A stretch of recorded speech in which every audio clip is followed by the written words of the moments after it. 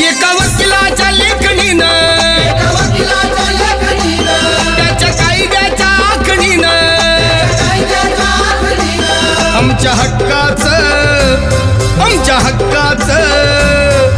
हक्काचं लेखन व माय मग कुणी नाही केलं भलं व माय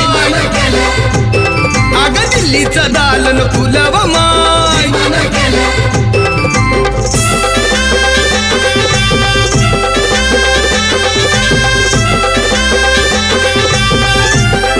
तुमच्या पोरानं शाळेत शिकावं आशाला जारीला मुकावं